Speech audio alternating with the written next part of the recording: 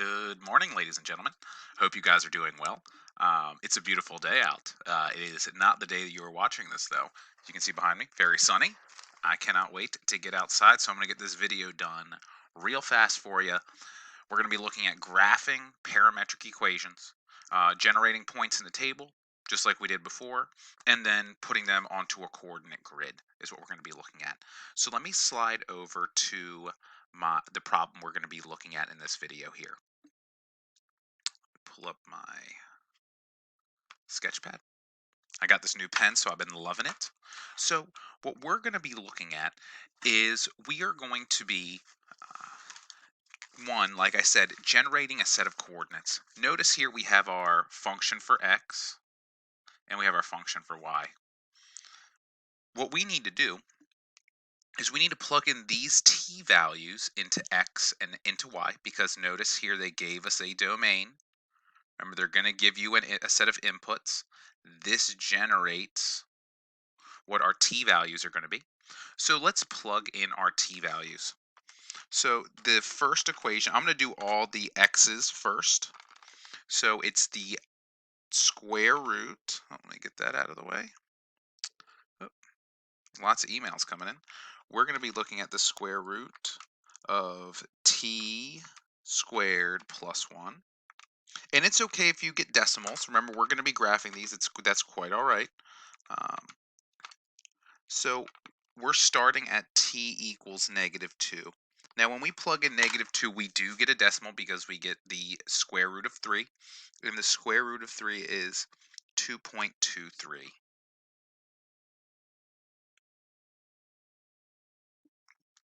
Now, again, if you're unsure as to how I got that, make sure you watch the first video. The first video explains that in detail. But for this point here, all you're doing is you're taking the square root, and then we're putting in our t values squared plus 1. Sorry, this would be the square root of 5, not the square root of 3. So for this first example, I'm plugging in -2. Right? -2 squared, 4 plus 1 is 5. The square root of 5 in your calculator is 2.23. So we're going to go through and generate these coordinates here.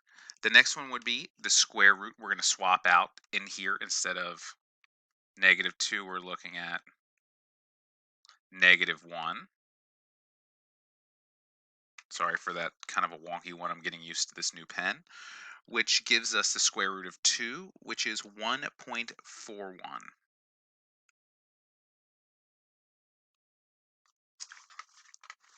See if I can slide this a little bit closer to me.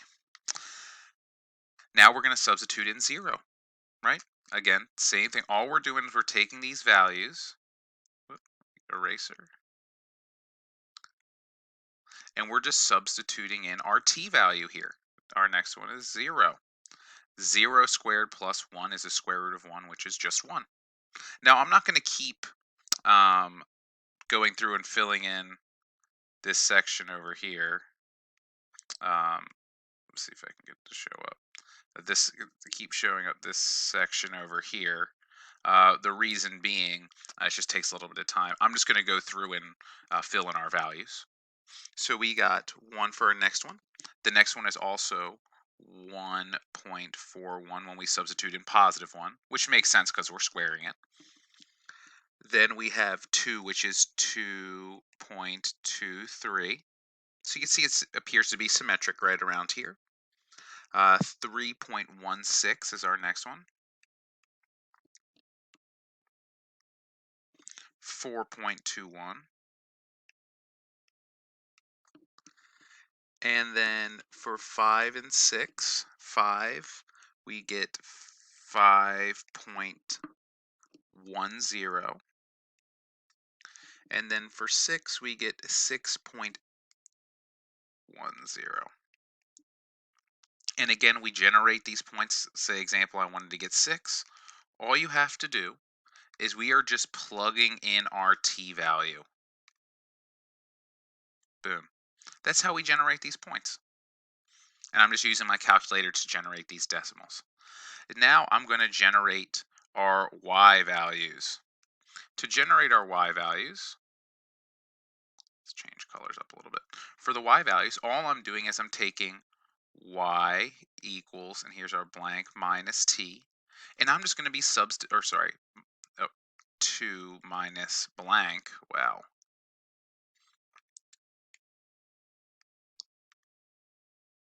right? And the first one is negative 2. 2 minus negative 2 is, well, 2 plus 2, which is 4. Our next example would be y equals 2 minus negative 1, which gives us a value of 3. We have y equals 2 minus 0, which is 2. I think you guys are seeing a pattern here. Y equals 2 minus our t value of 1, which gives me 1. Boom. It looks like we're just decreasing by 1.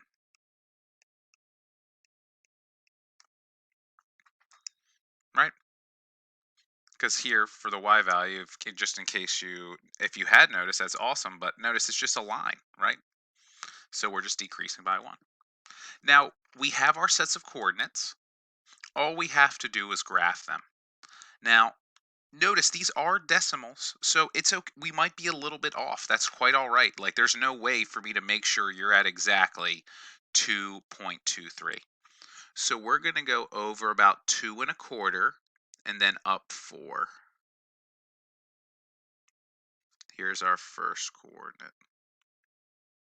See if I can get that to mark a little bit better. All right. Our next coordinate is go over about 1.5 and up 3. And it's okay if it's not exactly perfect. The next one is 1, 2.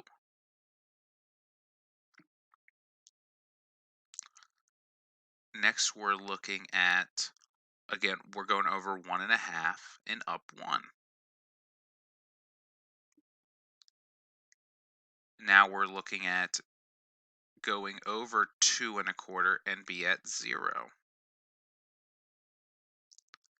Now we're going to the right 3 and just a pinch down 1. We're looking at 4.25, 1, 2, 3, 4.25 and down 2. Next, we're looking at 5 and just a little bit and down 3. And 6 a little bit and down 4. So we have the pathway. Remember, parametric equations represent a pathway, or imagine a bug walking or a person walking.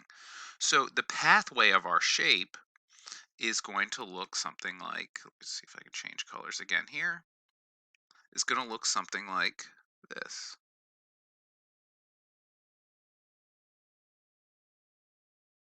Like so. Now, when you're graphing parametric equations, yes, having the pathways and the coordinates are important, but it's also of the utmost importance we mark the direction. We started up here. This was our initial point. And then we went down, right?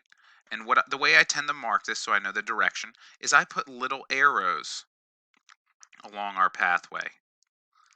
This lets me know that we are going from this point to this point. Also, notice I'm not putting an arrow on the end. An arrow on the end would imply that we keep going in this direction. And though that may be the case, since our domain was from t equals -2 to t equals 6, we have to terminate. We're ending.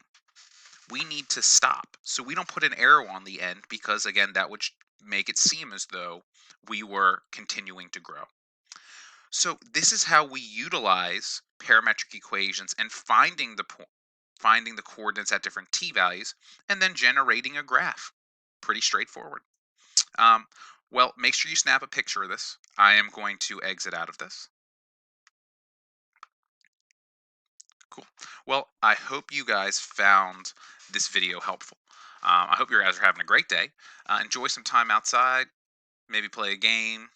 Hang out with your friends digitally, obviously, and make sure you check in with everybody. I hope you guys are doing well. I hope you're enjoying these videos. Guys, I hope you have an amazing rest of the day.